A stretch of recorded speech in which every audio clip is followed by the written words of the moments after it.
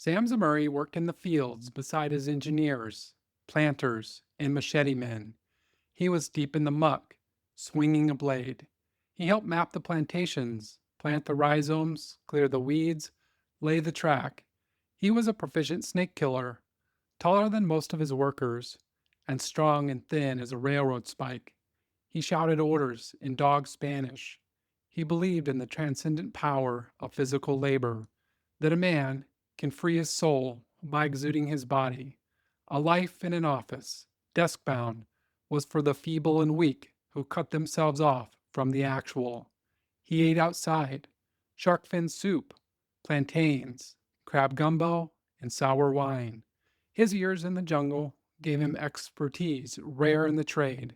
Unlike most of his competitors, he understood every part of the business, from the executive suite where the stock was manipulated to the ripening room where the green fruit turned yellow. He was contemptuous of banana men who spent their lives in the north, far from the plantations. Those schmucks, what do they know? They're there and we're here. This opening selection, it comes from the book that I'd like to talk to you today about, which is called The Fish That Ate the Whale: The Life and Times of America's Banana King. It was written by Rich Cohen. And right here from the start, we really see one of Sam's chief maxims, which is they're there and we're here. This was used as a way to express that those on the ground doing the actual physical work knew much better than those who tried to govern from afar. I think this is extremely wise and practical advice right here up front. One of my favorite maxims that Sam says a lot throughout the book is that no problem can't be solved if you understand your business from A to Z. He knew his business very proficiently. He knew it from A to Z. We're going to see this so many times today, and it serves a really valuable lesson for you and I that we need to know our businesses from A to Z, my friend. This book does a great job in outlining the life of Sam Zemurray. It looks at his rise from the absolute lowest rank, that of the fruit jobber, all the way up to the head of United Fruit, who was the largest and most powerful fruit company in the United States while he was head of it. When you first pick up this book and you jump into the prologue, Cohen really pulls you into the pages quickly. He says the following: Zemurray arrived on the docks at the start of the last century with nothing. In the early years, he had to make his way in the lowest precincts of the fruit business, peddling ripes, bananas other traders dumped into the sea. He worked like a dog and defied the most powerful people in the country. By 1905, he owned steamships, sidewheelers that crossed the Gulf of Mexico, heading south empty, returning with bananas. It was said that he traveled the breadth of Honduras, from Puerto Cortes to Tegucigalpa on mule, because he wanted to know the terrain, get his hands in the black soil. This really is an amazing real life story. A story of a young man who saw value where others simply saw garbage, of knowing when to risk everything, as he's going to do so many times throughout this book, living in what I would call ethical gray zones on many occasions, and simply just working harder than anyone else around him. On his rise to the boardroom, he didn't get cocky and he didn't take a comfortable desk job. He remained in the fields and connected to his workers. He was real and honest with them, and they gave him the straight details that he wanted, not some corporate bullshit that didn't do him any good. I think for you and I, this book is packed full, my friend, with valuable lessons. And I quote directly from the book saying, if you want to understand the spirit of our nation, the good and the bad, you can enroll in college, sign up for classes, take notes, and pay tuition, or you can study the life of Sam the Banana Man. I underlined this in my book and I wrote excellent next to it with an exclamation point. Out of curiosity, I just counted the references in the bibliography in the back, and there were over 275 that I counted. For all the books that I read for the show, I like to listen to the audiobook about halfway through when I'm reading the book because it helps serve as a form of reinforcement for what I've already read. In addition, I generally pick up different perspectives when I'm listening versus when I'm reading. As an example, Sam arrived in New York in 1892. And when I read that for the first time, I just noted it and I kept on reading. But when I heard it out loud, it took a different meaning for me. I immediately thought, hey, wait a minute. Jay Gould died in December of 1892 in New York.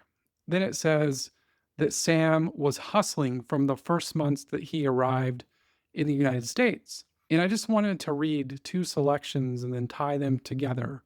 The first one is from this book, and then the second one is from the book Dark Genius of Wall Street. I think this just helps gives us a little bit of visual context here of Sam's struggle and his desire and his hustle from the start. So, first from The Fish That Ate the Whale. Sam traveled to America with his aunt in 1892. He landed in New York. He was 14 or 15, but you would guess him much older. The immigrants of that era could not afford to be children. They had to struggle every minute of every day. From his first months in America, he was scheming, looking for a way to get ahead. The key connectors right here for me were 1892, New York, struggle every minute, and scheming to get ahead. Now let's just jump into the dark genius of Wall Street. This is about Jay Gould's life. If you're interested to learn more about Jay, we covered him on episode 4. In the book, it says December 1892, outside the townhome at the northeast corner of 47th Street and 5th Avenue, a stray adventurer, and right here, I'm picturing Sam, did a good business selling freshly printed calling cards with the chiseled name of one of his sons, Edwin Gould. This will get you in, dead certain, he assured those who forked over $2 notes. Then he vanished with his profits, just as his first customers were brusquely shown the door and the balanced refused admittance. Old Jay Gould, who lay stiff and cold in the living room at 579 Fifth Avenue, would have applauded both of the huckster's boldness and his wile. Jay had always believed that a shrewd aptitude should be rewarded and its absence punished. He despised fools. For my thinking here, it's like a passing from one pioneering entrepreneurial founder to the next up and coming generation. I think Jay would have been smiling down on Sam as he's building himself up out of nothing over the course of his life, in much the same way that Jay Gould did, starting as a young man all the way through his life, building a fortune and an empire, dying one of the richest men in America at that time. While I know it's extremely and highly unlikely that it was Sam scamming those calling cards to get inside Jay Gould's house to see him laying in state, but at the same time, it goes back to what Cohen says that I think you can really get an education by studying Sam the Banana Man, along with Jay Gould and so many others that we talk about on the show. Before we go much further, I just wanted to welcome you to the show today. I've really enjoyed reading this book. It has a lot of wise lessons that I think you and I can both use in business. And I'll cover the broad scope of Sam's life. And I hope that you'll have a good feeling for his deeply driven nature by the end of the episode. Sam is fierce in business and works extremely hard, possibly as hard or harder than anyone else that we've seen so far on the show. If you like the episode, I'll leave a link in the show notes for you if you'd like to pick up a book for your library, or possibly even for a friend or a family member. If you did find some value in the episode today, maybe you could just do me a quick favor and leave me a review in iTunes or wherever else you might be listening to the show today. It would help me out a great deal, and I really appreciate those of you who have subscribed so far and left reviews. It really lifts me up. It gives me a lot of energy and motivation to keep going forward, and I really, really appreciate it. And I do thank you in advance. My goal here is to really make a quality show that can help you in your business and also help the customers that you're servicing at the same time. All right, with that, let's head back to the book and take a look at the early days of Sam the Banana Man. As we heard, Sam arrived in New York in 1892, and he had immigrated from Russia with his aunt. He would soon make his way to his uncle's general store that was located in Selma, Alabama, where he would get a job with him stacking shelves and checking inventory. But Sammy's really, really hungry for work right here. So he goes and he takes a job with a local tin merchant, which I think was just a fancy name for a peddler at that given time. Listen to this, what he would do. I think this is really true grit. Sam and the peddler, they would go out to the junk piles on the edge of town and they would filter through everything, collecting tin and scraps of metal. Then they would go farm to farm, and his boss would go and make deals with the farmers, trading scraps for livestock. A lot of those farmers didn't have money, so they would just trade a pig or a cow that they had for the scraps that they needed. Now, once a deal was made, his boss would say the following: "Catch and tie that animal, boy." It was Zemurray's first real job, racing through the slop with a rope in his hand. Paid $1 a week, he kept the job just long enough to know he would rather be the man who owned the hog than the man who collected the junk, and would rather be the man who discarded the sheet metal than the man who owned the hog. Right here, we can see that Sam has a deep drive, starting at the absolute bottom. This is his first lesson in seeing value where others saw waste, turning trash into treasure, and this is going to serve him for the duration of his life. Now, Sam, he's going to work his ass off and he's going to save approximately $150. Once he has this saved up, he's going to hop on a train and head south towards Mobile, Alabama, where the rest of his life would open up for him. Let me just paraphrase from the book so you can get a feel of what it was like when he arrived in Mobile. Mobile was a seedy industrial port filled with all the familiar types: the sharpie, the financier, the scoundrel, the chucklehead, the sport. Sam did a bit of everything. He could be shrewd, but he could also be naive. He was greedy for information. And I love that. A curious young man out looking to change his path in life. Super, super curious. It reminds me of Henry Ford and what we saw when he was a young man at just 12 years old, jumping off of his father's wagon to look at a road engine that had passed by, just asking tons of questions of the engineer. It's this curiosity that drives all of these great entrepreneurs that we study, it drives them forward. It goes on to say, the waterfront was crossed by train tracks. Dozens of lines converged here. Boxcars crammed with coal, fruit, cotton, and cane stood on the sidings. The train sheds were crowded with peddlers, most of them Jewish immigrants from Poland and Russia. They bought merchandise off the decks of the ships and sold it from the carts in the streets of Mobile. One evening, Sam stood on the wharf watching a Boston Fruit banana boat sail into the harbor. Just an important note right here. Boston Fruit, they were the largest fruit moving company at that particular time, and they would later become United Fruit. So whenever you hear Boston Fruit or United Fruit, you can think of them as almost one and the same. Let's keep going. Sam's keen observational skills and ability to see treasure where others see trash soon kicks in. The bananas that did not pass muster were dumped on the side of the yard, where they were further divided. Some were designated as turnings, meaning that they were on their way to being worthless. At the end of the day, they were sold at a discount to store owners and peddlers. You could see them with their carts piled high, trotting through the streets, calling, "Bananas! Bananas for sale! A nickel a bunch! Yes, we have bananas! We have bananas for sale!" The bananas that did not make the cut as greens or turnings were designated ripes and heaped into a sad pile. A ripe is a banana you've left in the sun that has become as freckled as a Hardy Boy. These bananas, though still good to eat, delicious even, would never make it to the market in time. In less than a week, they would begin to soften and stink. As far as the merchants were concerned, they were trash. Sam noticed everything: the care with which the bananas were handled, the way each boxcar was filled and rolled to a siding, how men from the banana company, college men, moved through the crowd barking orders. He paid special attention to that growing pile of ripes. Sam, right here, he's growing, fixated on that big pile of ripes. I can almost see him just glancing and staring at that pile getting bigger and bigger as the wheels in his mind are churning over and over, recognizing this product where others were just viewing it as trash. This is really, really a gift for Sam.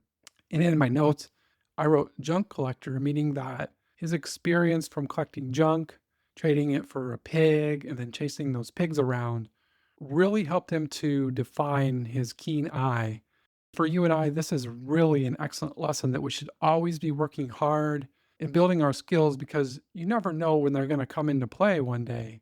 We saw this with Jay Gould in episode 4, where as a young man he did survey work, making maps and then selling them. Later on in life, he was a master with maps, planning out all of his railroads, where he would sell mines, where he would build new tracks, where he would lay telegraph wires, really maximizing his holdings like no one else had done. So, this ability to know maps and understand what they could do for him served him throughout his entire life and his business career. I really see these learnings as like tools in our toolbox that we can keep and we can use them at any point in time. Once you learn one skill, it has endless possibilities, especially if you apply it in different areas of your life or in your business.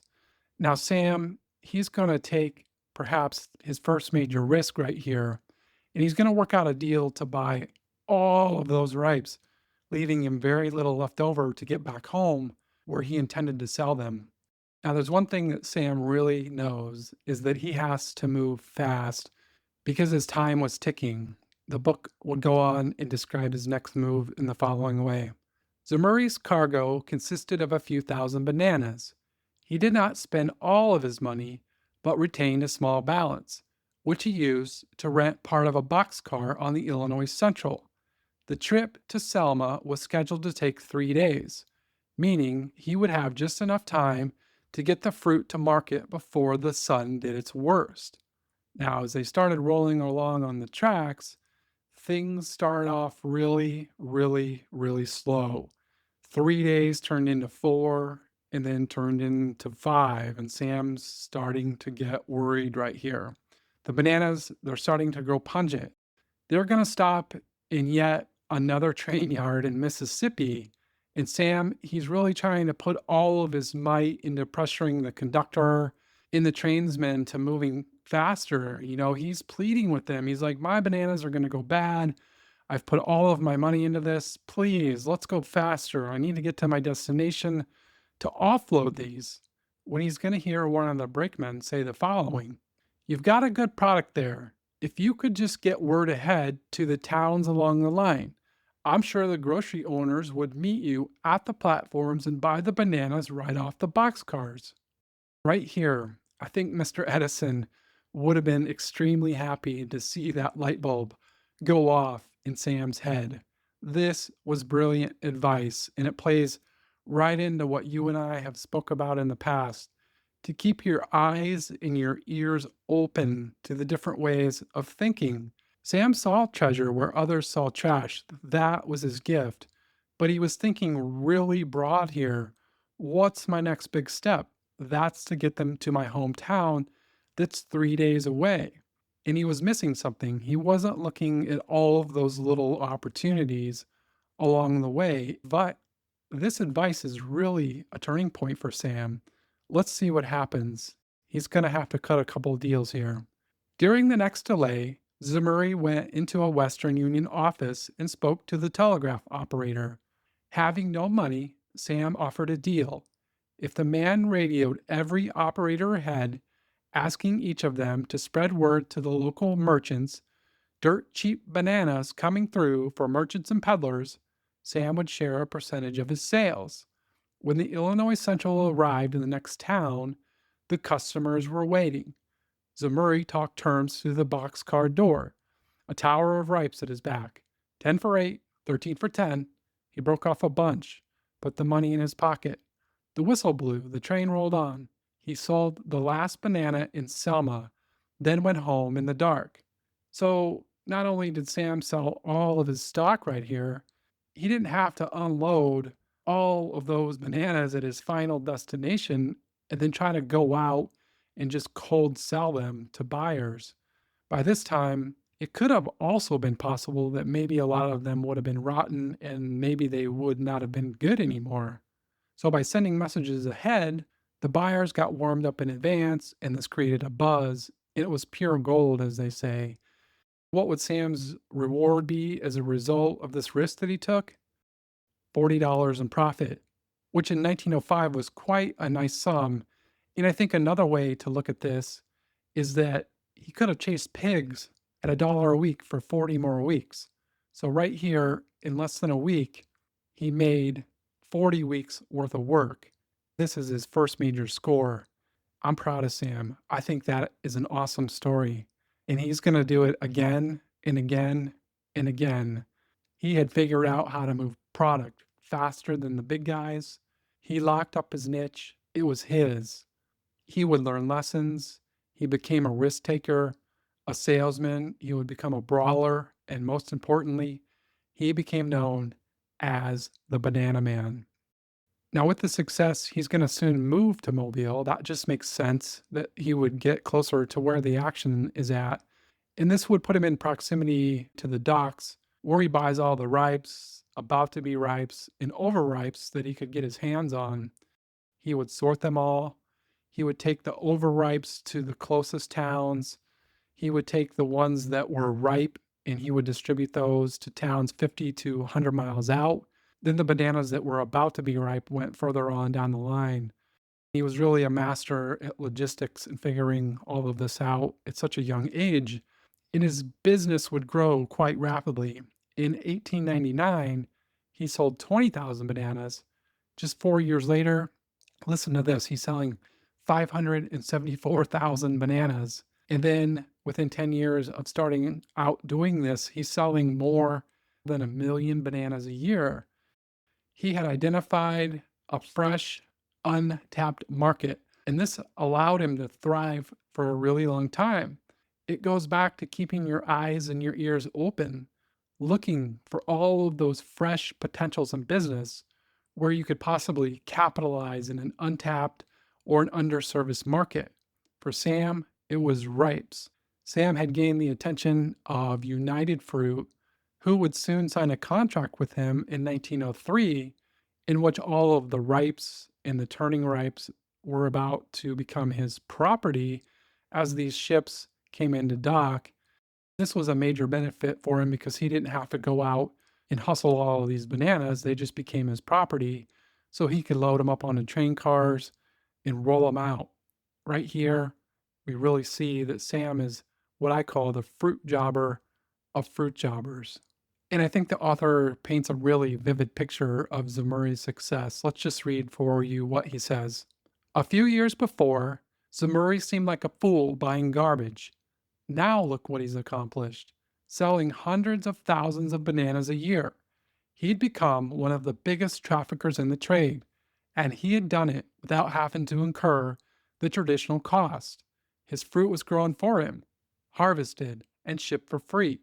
He was like a bike racer riding in the windbreak of a semi-truck, the truck being United Fruit. By his 21st birthday, he had over $100,000 in the bank. In today's terms, he would have been a millionaire. If he would have stopped there, he would have been a great success story. But, my friend, he is just getting started. This is still early in the book, and he wanted to really move into prime time where the real money resided. So in 1903, he's going to take on a partner. His name was Ashbel Hubbard. Hubbard was experienced and respected as a banana broker, and he opened up a lot of new doors for Sam. Plus, Sam needed additional capital. So what they would do is together they would put up like $30,000, I think it was, to establish business together, and they would be known as the Hubbard Zemurray Company. Shortly after this, they would go about and acquire a small steamship company for around $10,000. Now, an important thing happens right here is that United Fruit would contribute to their business, putting up 25% as a silent stake in their company. It was really a common practice for United Fruit to take small stakes in these companies because it allowed this big mega company to keep their tentacles in these smaller companies and know what was going on. And they really limited these companies from growing too big, or at least too big for United Fruit's own liking. If these companies resisted taking investment, United Fruit would simply just destroy them. So they didn't really have a lot of choice. It was capital that they got for the business. However, United Fruit really had control over them. But this is their path forward. They would buy this small steamship company, and this gave them some rickety ships. And for Sam, this was pure freedom. I just want to read the following for you. Imagine, as I read this, this is you. Standing in the pilot house, the world looked different to Zemurray. His field of operation suddenly expanded. The entire Gulf of Mexico was now open. All the waterfront town, markets, inlets, the deltas of Central American isthmus. That would be a powerful feeling. And I imagine the thoughts that Zemurray had as he traveled to the isthmus the first time. That feeling of unknown combined with a desire and that deep drive to have success. Images of bananas just filling his boats, spilling over the sides as they're heading back to the port in the United States to sell them all. Now, they would go forward and they would acquire another company called Cuyamo Fruit Company, and they would pay around $20,000 for this small company. It was said in the book that this company was really in shambles. They were taking quite a big risk. This company had rusty locomotives that had been abandoned in the jungle. It had a whole pile of deeds that were uncertain on lands that they couldn't validate if they were good or not. A lot of their plantations were run down and overgrown, and it was really a risky bet. But if Sam could take those paper deeds and make them real, and if you could clear the jungles and lay all the necessary railroad tracks to get the bananas out of the plantations, his payoff is going to be quite immense. He's all in on the tropics. As they start Cuyamo, they're just going to import bananas on their steamships as they're getting all of their plantations scaled up and ready to go. They would just buy from a lot of suppliers in Central America. But in 1908, Sam's going to have some really big life changes, and this is going to play into the rest of his life and how he scales himself as a businessman and how he grows his companies. So he would meet his wife, Sarah Weinberger, and he would be married to her in 1908. Then, about a year later, their daughter Doris was born. Becoming a father really changes Sam's desires, those desires to be a provider for his family, as described by Cohen. The inner voice begins to ask serious questions. How much do I need? What will it take to keep her safe? It was after the birth of Doris that Sam Zemurray decided he needed to get bigger and make more. The only way to do this was to expand, and the only way to do this was to plant his own bananas. It was a realization that sent Zemurray down the path he would follow for the rest of his life, a tortured path that led him south into the jungle. Having kids, I understand it's a major turning point for just about everyone. And this is really a time that you recognize that you're living for something greater than yourself, your namesake, your future, seeing yourself in that little child, wanting to really do the best for them. It can really drive us in our lives and in business. Let it be a force for good. I know for me, when my son was born, I really stepped up my formal education in my self-education, and I was able to make several jumps in my career that helped me earn a lot more. And at the same time, I was able to help build some small businesses, and this really gave me great fuel. And I can certainly understand the way that Sam feels at this time, that fatherly connection, if you will. Sam, he had worked out a few lessons that he knows need to take place so that he could scale and grow his business. He had the following ideas in mind. The first one was to get big. You need enough capital in reserve to weather freak occurrences. That could be like a hurricane or an earthquake or a flood. Two is you need to grow your own. You really need to have your own fields so that you can control all of the planting and the harvesting. You don't want to be reliant on your competition or anyone else. Plus, The nice thing about bananas is they grow year round, so you can really have a lot of control over how you set up your plantations, how you manage your crops, and how you harvest them. Then third was that of diversity, in that you need to have land in many different countries. So if a disaster wipes out crops in one region, you would have another one to fall back on. These are really the nuts and bolts. These are the learning lessons that Sam knows, and he's going to press hard after the birth of his daughter.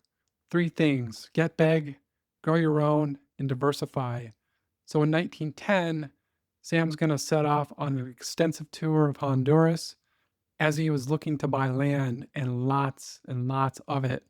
He would travel across the country on muleback, gaining a deep love for all of the terrain, meeting people that were described as roughnecks, dock workers, engineers, and plantation overseers. Sam really gains their respect by leading from the front. He's not sitting in a cozy office, he's out there on the front lines. And let's just jump into the book here. Zemurray bought his first parcel of land on the edge of Olma, an old colonial town on the north coast of Honduras. Much of the property ran along the southern bank of the Cuyamo River, where the country is hilly and fine, 1,000 shades of green. This was long considered junk land, neither valued nor tended. For $2,000, all of it borrowed, he got 5,000 acres. He was soon back in New Orleans, wondering if 5,000 was enough. Again, we see Zemurray right here picking up trash that's going to be turned into gold very soon. Gold with bananas, that is. But as the author describes here in the next section, Sam's got these thoughts rolling around in his mind if he needs to get bigger. There are times when certain cards sit unclaimed in a common pile, where certain properties become available that will never be available again. A good businessman feels these moments like a fall in the barometric pressure. A great businessman is dumb enough to act on them, even when he cannot afford to. Now, at this point, Sam has built a very healthy tolerance for risk taking, and he has this immense drive to get big. After a short rest in New Orleans, he's going to head back to Honduras, and he's going to act in the following way, as described. Zemurray returned to Honduras in the spring of 1910 with a plan, achingly simple, beautifully effective. Head north beyond the last paved road into the delta of the Cuyamo River, flash the roll, and buy as much land as he could until the cash ran out. He was playing with borrowed money. Having tapped out every line of credit in New Orleans and Mobile, he had gone on into the banks in New York and Boston. Whoever was lending, he was accepting. He was out there, overextended, vulnerable. He must have worried about the risk, but had to know this was his moment. I think out of all the entrepreneurs that we've studied so far here on the podcast, I think this is really the first time that we see someone going this deeply into debt and overextending themselves to expand their company. In the book, it's described further that when the banks stopped lending to Zemurray, he would go underground, and the author believes that Zemurray, in some cases, might have been paying as much as 50% interest on this borrowed money. He's really got a deep drive to expand his business and acquire as much land as he really can here. I know on episode 7 and 8, we saw Elon Musk. He dumped a large portion of his personal wealth into SpaceX and Tesla, and he almost lost it all a few times. And it really put a lot of stress and pressure on Musk as he was growing those companies. For Zemurray right here, I mean, I believe that he has this super strong vision about what his company could become. He had the experience as a fruit jobber, and he really had an intricate understanding about how to move and sell bananas. He had the steamships at his disposal at this point in time, and he can transport the bananas back to the United States. He's acquiring the lands. What does he need to do? He needs to grow the bananas, and he needs lots and lots of land. If we jump back into the book, we're going to learn a little bit more here. The land would not be this cheap forever. You see him in the cantinas of Oma, the big Russian in the doorway, buying drinks for everyone. Unlike most banana executives, Zemurray was comfortable with the people of the isthmus. Sam adapted himself to the ways of life of those he contacted. He cultivated friendships and did not scorn to take a drink with the peasants. He acquired a wonderful command of their language, including swear words, which he didn't hesitate to employ. Zemurray is out there on the ground, building relationships, forging bonds that were going to serve him for the duration of his lifetime. It reminds me of Sam Walton, who spent so much of his time in his stores, knowing employees and vendors and customers. Sam's going to say the following. This is short and sweet, and I really think it hits home. The key to success is to get out into the store and listen. And that is a good lesson right here. Be visible in your business. Don't hide in the fancy office. People work hard for those they trust. If you're trustworthy with the people that work for you, they are going to work even harder. Treat them fairly and with respect, just like Sam Walton and Sam Zemurray both did. This was certainly key for both of them having a long duration of success. If we go back to the book here real quickly, Zemurray told the locals he would bring them wealth and good jobs. When it came time to hire, he offered a wage 10 times the going rate, which angered the other employers. Another valuable lesson that we've seen so many times on the show, probably 70 or 80% of the episodes now, that by paying a higher wage, you can really attract and retain that top tier talent. Zemurray, he needed a lot of workers in Honduras, and he pays well. He continues to forge forward. Let's just jump back to the book here. In the course of a few months, he accumulated the uncleared acres that would constitute his first plantation. In setting a price for the property, Zemurray took advantage of the local landowners. He had superior information, understood something important lost on the Hondurans. To the peasants, the land was swamp and disease. Nothing that will still be nothing in 100 years. Sam knew better. Because he was raised on a farm, he realized the meaning of all that black soil beneath the weeds. Because he worked as a fruit jobber, he realized the worth of the fruit that would thrive in that soil. This land, picked up for a song, was in fact the most valuable banana country in the world. Right here, we see all of Sam's past coming back to help him out. All of those lessons he learned on the farm and as a junk peddler, chasing those pigs and starting at the lowest levels as a fruit jobber. To compete with United Fruit, Zemurray had to attack from a different angle. Now, Zemurray's going to explore new territory. He knew that to compete with United Fruit, he needed to be cost competitive and he needs a different approach. So, what is he going to do? He's going to look for some government officials that he can put in his pocket. The fruit business is really, really cutthroat. Every penny that they add to their costs could potentially drive him out of business. Cost control was extremely imperative. So they would accomplish this through a series of bribes and kickbacks. And this is going to work out for Sam in the following way. Though the Davila government was not the most pliable, Zemurray did eventually secure his concession by kickback and by bribe. In Honduras, Cayamo would be exempted from import duties on all equipment, such as freight engines, train tracks, railroad ties, steam shovels, and machetes. Exempted too from paying property, labor, and export tax. Zemurray's bananas would arrive in the United States unencumbered by such fees. This meant he could sell his product just as cheaply as United Fruit. Later concessions would entitle him to clear jungle and build wharves, railroads, and bridges, all of which would become privately owned by Zemurray. It would be past this point that Sam would set up all of his infrastructure. He would have all of his land cleared. He put down new railroad lines so that he could move the bananas from the fields to the ports. And his freshly planted banana trees were loaded down with green fruits. With ships in hand, he'd soon be sailing them to the United States. Here we see the deeply driven nature of Sam. In the book, the author talks about his drive as a force to build up Cuyamo And I just wanted to read this following selection. I think this really describes it very well. If asked to sum up Sam in the early days when he was building his first plantation, I would use the word drive. It was drive, ambition, moxie, guts, or whatever you wanted to call it, that pushed him from Selma to New Orleans, then on to the jungle towns of the Isthmus, there where the genie was loosened and the man went wild. But this is not going to be enough for Sam. He aggressively continues to buy more land on borrowed money.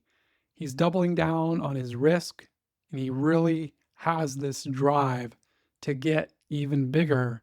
His view was to go all in or get out. And for his business partner, Asheville Hubbard, he is going to get out. This was too much for him. Sam's going to end up buying out his share of the business for $160,000, it was said. Sam would get his 45% share. And I'm almost certain that he was using borrowed money to buy out his business partner, as it was described in the book. This deep drive is going to see Cuyamo exporting around 5 million bananas a month, which is just crazy. Mad respect for Sam Zemurray right here and how far he's come just since the age of 15 or 16 when he started peddling his first ripes. But this is soon to come under attack, and it's going to force Zemurray to stage a coup to have the president of Honduras replaced. Yes, you heard that correctly. He's about to have the president removed from office for his benefit. Now, this will take a couple of years, and I think this is really crazy, and I'm going to just summarize how this happened. In the book, it's quite lengthy, and I just want to walk you through here the high-level details about how this went down. So the Honduran government, they owed millions of dollars to British creditors for a railroad that they had borrowed money for, and they hadn't made any payments at this point. They were putting a lot of pressure on the president, Miguel de Villa, to start repaying the loans. Now, at this time, the president of the United States, that was Taft, he's going to step in with a plan. He had crafted this plan with the Secretary of State, Philander Knox, and this plan would become known as the Knox Plan. The reason they had developed a plan to help Honduras is that they didn't want British forces anywhere on the American continent. So this Knox Plan was going to be administered by some Wall Street bankers, and it would be led by J.P. Morgan. They were going to refinance Honduras's debt in exchange for control of its customs revenue. So they would send officers to Honduras to collect taxes on imports and exports. This was known as the Knox Plan. Well, this was essentially seen as a takeover of the Honduran economy by those in business and also by the local people. It was not popular in Honduras.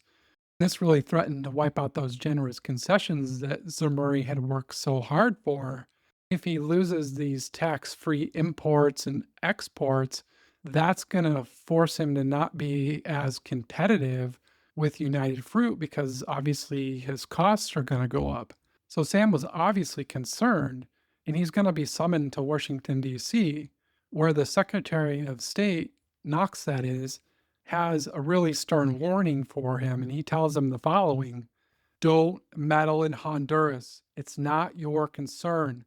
Go home and stay out of it. But we know Zemurray so far up to this point. Do you think he's just going to go sit on the sidelines? Of course not. Let me read from the book. In defying Philander Knox and J. Piermont Morgan, Sam Zemurray was challenging two of the most powerful men in America. Zemurray's scheme can be described as a coup disguised as a revolution. It would not be hard to stir popular anger in the country since most Hondurans hated the Knox Plan. And what are his first steps? Well, that's an excellent question. As it happened, the deposed former president of Honduras, his name was General Manuel Bonilla, He was living in exile in New Orleans. This is just a crazy, crazy story. Zemurray and Bonilla, they're friends. They had a lot of business dealings together. So they have this respect and they have this relationship. Now, in Honduras, Bonilla was quite popular. He was pro business, or rather sympathetic towards Cuyamo and Zemurray. And he had these really good looks that made him popular. So, in order to get him reelected, that helped a lot. Nothing better than having a good looking guy running for president who was popular with the people. So, Zemurray is going to go around and he needs some help enlisting people to form an army. And he would tap a gentleman by the name of Lee Christmas. This guy was really well known as being a drinker and a brawler and a master of handling machine guns. In Christmas, he's going to go round up about 100 crew that was described in the following way. Zemurray's mercenary army would have perhaps 100 soldiers, a ragtag band of guns for hire, a private gang in cast-off clothes, every shape and color, every weapon and motivation. This group was supplemented by recruits from the Isthmus. What comes next is just epic, adding to the thriller. Sam really knows how to play his cards right here. Sam had secretly purchased a former warship that was called the Hornet, and it had been converted over into a civilian ship. At the time he purchased this, it was bigger and faster than anything that Honduras had in their fleet. So right here, he has quite an intimidation factor. Now, Secretary Knox, he had gotten word that Zemurray owned the Hornet, so he ordered surveillance 24/7 against the ship. Now, in December of 1910, the ship's captain files a routine request to sail in Nicaragua, and they were going to go down there and just pick up some iron ore. It was like 7 or 8 days down, 3 or 4 days in the port, 5 or 6 days back home. Just normal stuff, nothing to see here. But Secretary Knox, he is a little bit suspicious, and he orders his agents to dispatch with the Hornet. So he's got his men on board, and they're sailing out of port, and they would ride on the Hornet for the first 70 miles, I believe it was. They would search the ship thoroughly. There was no contraband. Zemurray wasn't on board. Lee Christmas wasn't on board. Bonilla wasn't there. Everything looked normal.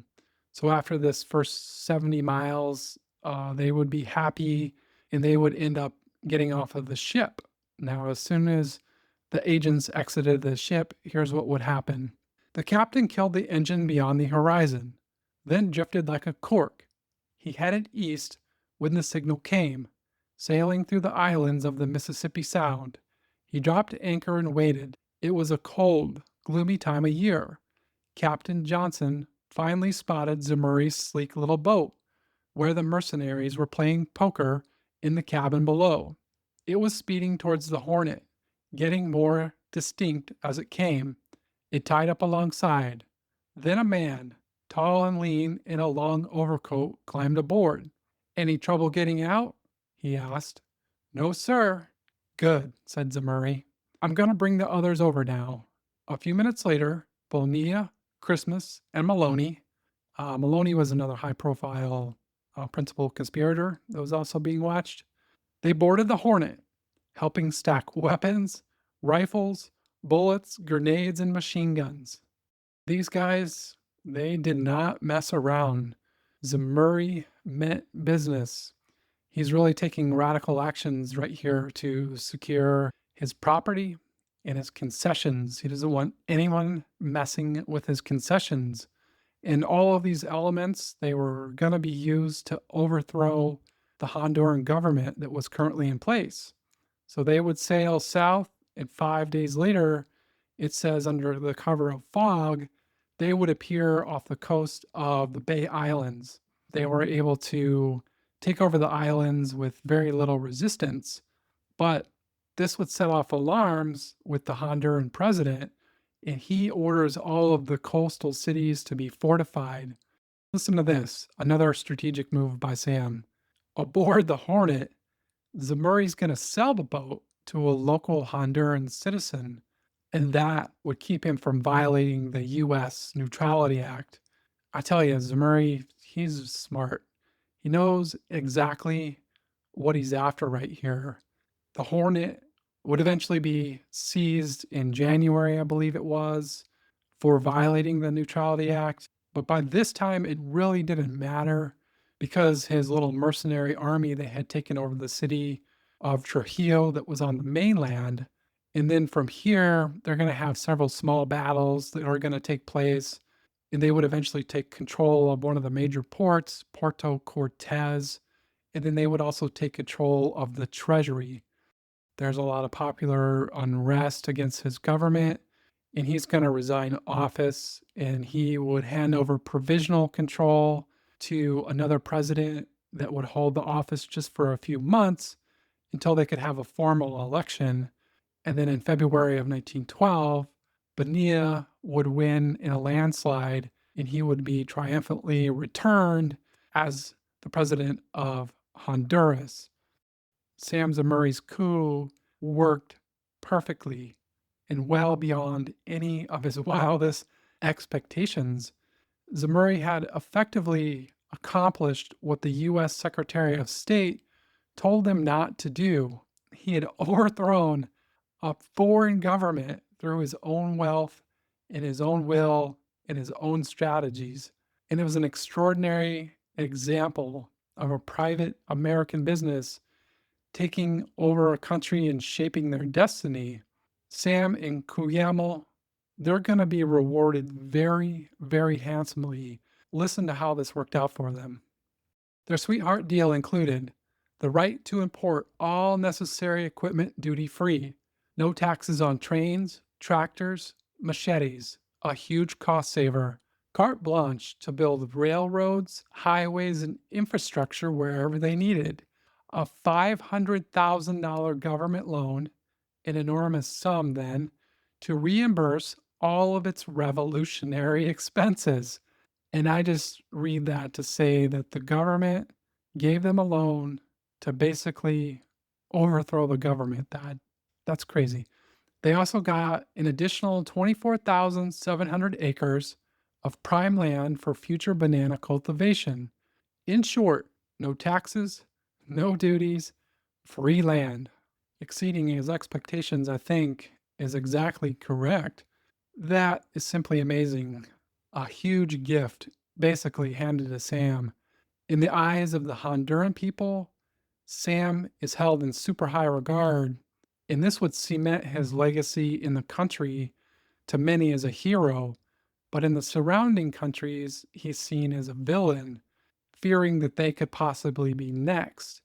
In this term, Banana Republic, it had been coined by O. Henry in a 1904 book, Cabbages and Kings, and it was used to describe fictionalized versions of Central American nations that had gotten taken over by the banana trade.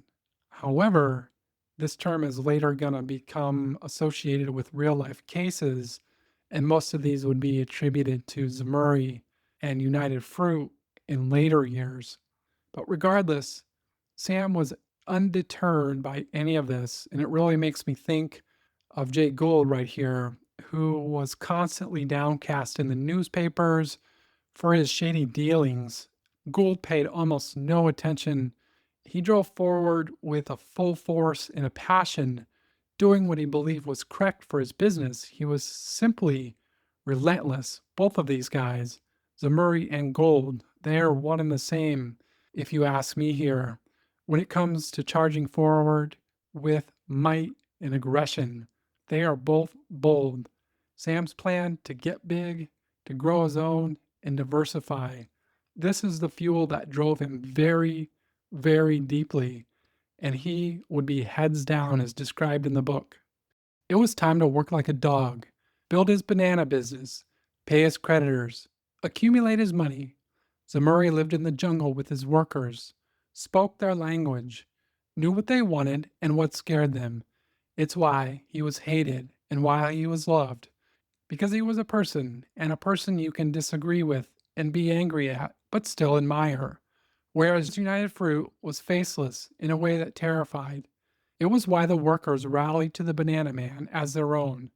By 1913, he had saved enough to buy back the stake United Fruit owned in Cuyamo, a move that would secure Zemurray's independence. He was too busy building out his banana empire, which, in the wake of Banaya's victory, sprawled gloriously across the Cuyamo River Valley. Through the 1910s, Cuyamo Fruit Company boomed. Zemurray reinvested profits to buy more land and even his own railroad in Honduras, pushing steel tracks deeper into fertile hinterlands. He upgraded his little navy with newer ships, and by the 1920s, the Cuyamo fleet was a familiar sight on the New Orleans waterfront. Locals affectionately called it the Little Navy, as if it were a national fleet of its own. At this point, United Fruit, they're growing really concerned about the size of Cuyamo. And in 1925, they're going to make an offer to buy Zemurray out. And he's going to say the following: "Hell, I'm having so much fun, and I'm a young man. Why should I quit?" And that is exactly correct. Why would you ever want to sell unless you have a super solid next plan? Like Sam, he's not going to just go sit on the couch at this point. At least I don't think so. The same for us, that we need to think really deeply before we consider selling our businesses, my friend. Look at what Joe Colomb taught us at the end of episode 3, that he really regretted selling Trader Joe's. And I'll just briefly paraphrase what Joe said. "I have to admit the truth that I regret having sold Trader Joe's, and I've had to pay something for this beyond the loss of my shadow." It's a strong lesson for us to think deeply, my friend. Know what your next steps are and what your plans are. Don't just sell unless you know exactly what it is your next steps are. Sam is loving his business. The banana wars are heating up between these two companies, and Cuyamo, they had grown into United Fruit's most vigorous competitor, grabbing a lot of their market share and prime plantation land. Banana prices were said to often be a battleground, with each company trying to undercut the other. United Fruit, they're going to slash prices almost to cost, which really forced Sam to be innovative and efficient. And he would push the boundaries of his lands right up next to United Fruit property lines. And this really heated up a war between these two companies. This war is going to start soon spilling over into the public. In the State Department, they started to grow really concerned about the stability of the region, because the last thing that they wanted was two American companies firing up a civil or a regional war over their business practices. So it was described that in 1929, the State Department would bring both of these companies together, and they're basically going to force a merger. Now, Zemurray and United Fruit, they're going to go back and forth for many months on a lot of different specifics. To Zemurray, he had his blood in this business. He had his sweat and his tears in the company. Over 20 years of building right here. And he's not going to just let the company go for nothing, because they weren't buying just a company. They were buying Zemurray's heart and soul. He had put everything into this. Let's just jump into the book real quick here. He was putting a price on his company, which was more than a company. It was his body and soul. 20 years in the jungle, epic journeys on muleback, Mobile, New Orleans, and Puerto Cortez. Cuyamo Fruit was Zemurray in the shape of a corporation. His personality made manifest, his work and his love, where he tested his theories and formed his philosophy. Get up first, work harder, get your hands in the dirt and the blood in your eyes. And here he was, preparing to sell it to United Fruit. Now, they wouldn't have any progress in the boardroom, at least any meaningful progress. It would need to get worked out another way. And I think the way this gets settled is the Sam Zemurray way, which the author describes so well in the book. Let me just read for you. Bradley Palmer, United Fruit's largest shareholder and ranking director, tracked Zemurray down to a pub in London, where he was eating alone. Palmer ordered a pint of Bass. Zemurray ordered a pint for himself. 12 pints later, the deal was done. Not a buyout, but a merger, with the smaller company becoming a division of the larger. This was key for Zemurray, not only for reasons of pride, but also because it meant none of his workers would be fired, nor any of his plantations shut down. The deal would be structured as a stock swap. When Zemurray brought it to his investors, holders of Cuyamel's stock signed agreements allowing their shares to be exchanged for the shares of United Fruit.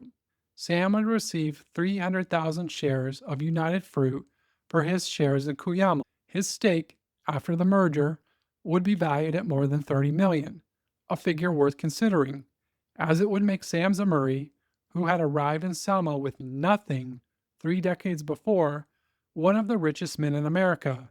United Fruit would take possession of Cuyamel, the best banana company in the world, with 35,000 cultivated acres in Honduras, Nicaragua, and Mexico, 15 top-of-the-line banana boats, and the capacity to produce and ship 6 million bunches a year.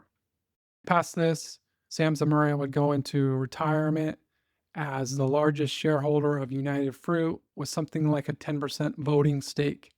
He would return to New Orleans society, where he would purchase one of the largest mansions on St. Charles Avenue. And it was said that he also purchased like 25,000 acres outside of New Orleans that he has improved. He would spend a lot of time donating money to Tulane University and working with them on various programs. And a lot of the buildings would undertake his name as he was a generous donor. But the entire time, he has a really watchful eye on United Fruit. And in 1928, United Fruit had made something like $45 million in profits. Just 4 years later, as the Great Depression was getting started around this time, profits had declined to $6 million. The company was in a death spiral, and Zemurray had seen his personal fortune drop from 30 million just down to 3. So where would Zemurray go for answers? The boardroom? Not a hell's chance. He goes back to his roots, as described in the book. He went to the docks instead, where he spent the winter of 1932 walking through warehouses and standing on the decks of the banana boats, talking to the fruit peddlers and captains, loaders and stevedores, the people who really knew. It was the end of his retirement, though few realized it at the time. He peppered them with questions. He wanted to know the specifics, the mood on the isthmus, the color and size of the last harvest, the speed of the crossing, how fast is the captain running her. Sam is going to discover that they're running the boats really slowly. This was an effort to help save fuel. In addition, the boats were only like half full, and this was costing them quite dramatically. This was a prime example of those poor decisions that were coming out of the boardroom that were severely crippling the company. So what he would do is he would send detailed summaries to the board as described. Banana boats running half speeds, half full, ripes dumped into the sea, fields of undernourished stems, labor unrest in the banana towns where the company had stopped spending. He included suggestions, ideas, repurpose the boats, follow the fields, control the supply. And his letters, this wise advice that he would send, they would go unanswered. So, where does he head now? Well, now it's time for him to go to the boardroom because he's appalled at the lack of response and the incompetent leaders that are in place. So as he arrives at one of the meetings, he's really appalled at something that's taking place. They were having this great debate about a manager in Guatemala who had requested $10,000 to build a much needed irrigation ditch. So what they were doing is they were calling in experts who would detail all the cost, and they would talk about the pros and the cons, and they were just going down these ridiculous rabbit holes. But Zemurray, he's getting really heated. These guys are not there and they don't have any freaking clue. And he can't take it anymore. And he's going to stand up and say the following. Zemurray grew restless. To him, such a debate was symptomatic of a greater problem. The executives running United Fruit did not understand their role, what they could and could not do. He raised his hand, stood to speak. This man in Guatemala, is he your manager? Isn't he? Zemurray asked. Yes.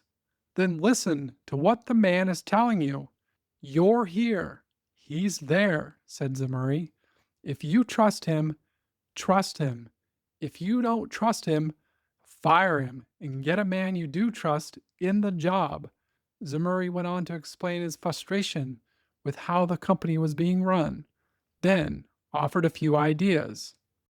Now, his ideas are going to be rejected by the board. Imagine this. You have a man with 30 years in the trenches. You bought his freaking company and you're rejecting his ideas? I mean, that's crazy to me.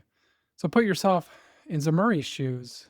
Can you only imagine seeing how these goons are effing up your company? The one that you started as a kid, you're out there hustling every day, working harder than anyone else. Zemurray, he's not going to take this. He's really pissed off and he would go away mad. At this point, he is officially unretired. I think we just read that a couple paragraphs ago, but he's done.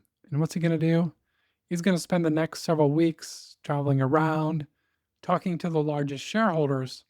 He's going to make his case over and over that United Fruit was led by a bunch of corporate executives that basically didn't know anything. They didn't even really know that they were doomed. And he's going to convince these largest shareholders to sign over their proxy votes to him. And I ask you, if Sam showed up at your house and you had been sitting there watching the price fall from 100 down to 10, and you knew Sam's deep history and his drive and his legendary status, what would you do? I know for me, I'm turning over my proxies. And that was the right choice by so many who would turn over proxies to him and he would go back to the board a few weeks later. Let's just see how all this goes down. I'm going to paraphrase here from the book. When Zemurray spoke to the board again, several months later, he had with him a bag full of proxies, the voting rights turned over to him by other shareholders. Along with his own shares, these proxies could give Zemurray control of the company, though he kept their existence a secret for the moment anyway. The best tycoons are like magicians. They know when to share information and when to withhold. The meeting took place on the 10th floor of the United Fruit Building at 1 Federal Street in Boston on a January morning in 1933. It was an iconic corporate showdown of the era, remembered and discussed to this day. The board of United Fruit, made up of the elite, Thomas Jefferson Coolidge, a descendant of two presidents, Canning H. Cox, the former governor of Massachusetts, Bradley Palmer, the company officer who negotiated the buyout of Cuyamo, one of the few people in the room sympathetic to Zemurray, Francis Hart, the oldest son of an original investor in Boston Fruit. The chairman of the board was Daniel Gould Wing, who descended from an old New York, England family. The president of First National Bank of Boston, Wing looked askance at uncredentialed, ill-bred strangers who wandered in off the street. To him, Zemurray was still Sam the Banana Man, the fruit jobber from the docks. And remember, that fruit jobber, that's the absolute lowest rank in the business. Wing simply sees a peasant walking into his boardroom. Let's keep going here. He already knew what Sam could teach him about the business. Nothing. Wing welcomed Zemurray without looking up, greeting him, as Tom McCann characterized it, frostily at best. Zemurray waited as the board went through its task. When it was finally his turn to speak, he chose each word carefully, explaining his ideas in the thick Russian accent that he never could shed. When Zemurray finished, Wing smiled and said, "Unfortunately, Mr. Zemurray, I can't understand a word of what you say. What an asshole. The men at the table started to laugh. Zemurray's pupils narrowed to pinpricks. His hands tightened into fists. He muttered, then stomped out. Perhaps the board members believed Zemurray had been chased away, was fleeing back to New Orleans. In truth, he had only gone to retrieve his bag of proxies. Returning to the boardroom, he slapped them on the table and said, "You're fired. Can you understand that, Mr. Chairman?" What followed was the sort of graveyard silence in which each board member recalculated his own prospects. "You gentlemen have been effing up this business long enough," Zemurray told them. "I'm going to straighten it out. I didn't want to watch the greatest company in the world go to hell in a handbasket," Zemurray explained. Victor Cutter was fired. He had run United Fruit for 8 years, had served in its ranks for 30. Zemurray retained just a few members of the United Fruit board, including T.J. Coolidge, who would become one of Sam's confidants, and Francis Hart, whom Zemurray made president, a figurehead position perfect for Hart, who was a link to the old banana royalty. His presence would reassure certain partners and politicians, as well as more tradition minded investors, gave the illusion of contiguity, suggesting there had been no radical break. Of course, there had been. The past was dead and gone. All power would now be concentrated in the hands of one man, Samuel Zemurray, who named himself United Fruit's managing director of operations. It was in these years that Zemurray became known as the director of the banana trade, a man who, with a single phone call, could undermine governments. To date on the podcast, that's got to be my most favorite corporate takeover that you and I have ever talked about. One man walks into a boardroom, fires the chairman and the CEO, and takes over the company. Impressive. The smartest banana man in the world is back in charge. Such a powerful lesson for you and I, that with this intense focus and determination, we can really accomplish what we put our minds to. Zemurray has 30 years in the industry, starting in the bottom, in the muck, chasing pigs, hustling bananas, building plantations, taking over governments, and dominating in the boardroom. This guy is a living example of knowing his business from A to Z. As he would often say, there's no problem you can't solve if you know your business A to Z. Amen, Mr. Zemurray. Amen. I believe it to be true. We have to know our businesses like the back of our hands. Hell, better than the back of our hands. Past this point, Zemurray takes over United Fruit. It's plagued by inefficiencies, piles of debt, pissed off workers, morale is shitty, the stock's in the shitter, and it's growing pretty much close to worthless. And guess what Zemurray's gonna do? I think you already know. Yep, he's gonna head out into the field, and he would immediately undertake a 6-week tour. The author describes it so beautifully, I just wanted to read it for you. United Fruit had over 1 million acres under cultivation, owned hospitals and schools, thousands of miles of highway and railroads, piers, and warehouses. Zemurray visited as much of it as possible, stopping in Honduras, Guatemala, Colombia, Panama, Nicaragua, Costa Rica, Mexico, and Cuba. He walked in the heat, stood in the fields, strolled through the towns, drank in the bars, laughed with the vaquero, which is Spanish for cowboy. His manner was as informal as can be, just another banana man in the mud-caked boots and khaki pants, tall and friendly, standing in the shade, watching the cutters cut and the loaders load, examining the straw-filled boxcars, lingering in the dives where men got drunk and spoke the truth, now and then asking a seemingly simple question. For Zemurray, it must have been a second youth. Once again, he had a job and knew just what to do. Being on the ground gave him everything that he wanted to know so that he could make changes. He would replace incompetent and lazy men. He put the power back in the hands of local managers to make decisions. They were no longer relying on some fool in an office that was thousands of miles away. He would sell old ships. He would abandon ones that could no longer be repaired. And then he would stock the good ships from top to bottom with fruits that were ready to unload and sell in America. He had all of the properties reevaluated to help lessen the tax burden. Zemurray would serve at the top of the organization for the next 25 years. It was said that he saved the company within the first month that he took over. The stock price would jump from 10 to 26 and then continue climbing from there.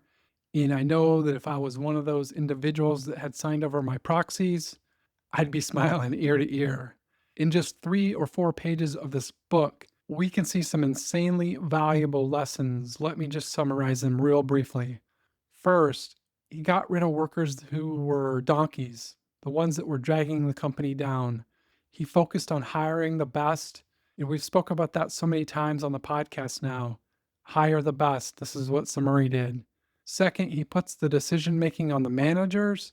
When employees are empowered, they're more engaged in the business and they're willing to work harder.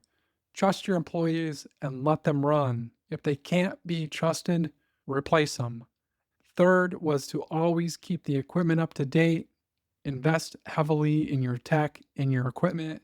And then fourth, control your costs. Simply by having properties reevaluated, he saved more than $4 million a year in taxes. And remember, this is the early 1930s, I guess. Anyways, that's a huge amount at that time. And these are just the obvious lessons. There's so much more in this section alone. And it really drives home the point that we should always be reading and learning. Sam is such a great teacher for you and I. From grinding hard, knowing his people, setting examples, he was a master strategist, especially at knowing his business A to Z. It's really a buffet of learning. The author says it best in the beginning of the book, and I just wanted to read it again. If you want to understand the spirit of our nation, the good and the bad, you can enroll in college, sign up for classes, take notes, and pay tuition. Or you can study the life of Sam the Banana Man. And I just looked on Amazon yesterday. This book, 18 bucks. Hang with me here. If you want to 100x something, pick up this book, my friend. I believe that would be easy to do. 1000x, 10,000x, or dare I say even more, just from this $18 book. Now from here, Sam is going to go on and he's going to run United Fruit for 25 more years. There's tons of details in the book, and I highly suggest picking a copy up for your library. And don't let it sit on the shelf. Move it to the top of the queue if you can. There's tons of great lessons here. Possibly share it with a friend or a family member even. I've just covered the highest level lessons with you here today. So after this 25 years, Sam would retire in 1954. He would spend most of his time in his mansion in New Orleans. And he's going to give really generously to Tulane University and many other charities that he was involved with. And sadly, Sam would pass away on November 30th of 1961. He would leave about half of his $30 million to charities. The author says something interesting here.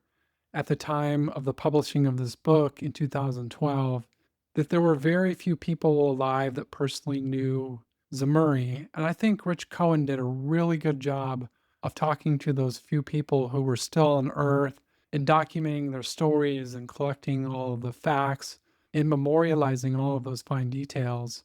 And I guess 13 years later, maybe those people have passed on now, and maybe there's no one alive that really knows Zemurray. But like I mentioned, Cohen has captured their understanding and documented it so well in this book. And I picture students walking past Zemurray Hall or many of the other buildings that bear his or his family's name at Tulane University. And maybe a lot of them don't even know the rich history about Sam the Banana Man and the valuable lessons that they could learn by studying his life. If they could just pick up this book, I believe they would feel more connected to the university in which they were attending and would also help them enhance their education, especially if they're studying business. There's so much more in the book. Again, I highly recommend it. I hope you can pick up a copy. And for me personally, I feel that I'll be covering Sam the Banana Man again in future episodes. I think there's a lot to unpack here in the life of Sam Zemurray, and I've really just gotten started. At this point, I'd just like to turn our attention for a couple of moments to the top lessons that we learned today from the book. If you've listened to past episodes, you know that I have this firm belief that we should all be taking time to reflect on the things that we read. This really helps us build those deeper connections. And I just wanted to share the top 5 things that I took away from the book here. The first lesson was that of working hard and building our skills. We saw Sam start at the very bottom, learning every aspect of the fruit business. Later in life, these lessons really helped him turn around United Fruit, and it also allowed him to connect to his workers that were on the front lines, building trust and building loyalty. The second lesson was keeping your eyes and your ears open to different ways of thinking. When Sam was trying to move fast and transporting his ripe bananas, he got advice from a rail yard worker to call ahead, and this let merchants know that bananas were on the way. He ended up selling out quickly, and this was a game changer for Sam. If he would have been stuck in his ways, he may have faced ruin early on. So think this is valuable. Keep your eyes and your ears open, my friend. The third lesson we saw today was about being visible in your business. As we read and heard so many times today, Sam was constantly in his business, out in the fields, in the warehouses, talking to and learning from employees. We saw the same with Sam Walton, who said the following: the key to success is to get out into the store and listen. I couldn't agree more. When we're out in the field talking and learning, we're growing. And those are the nuts and bolts that we need to know our business A to Z. The fourth lesson is that of thinking deeply about our actions, especially when it comes to potentially selling our businesses. We learned from Joe Colomb at Trader Joe's that he admits that he regretted selling Trader Joe's.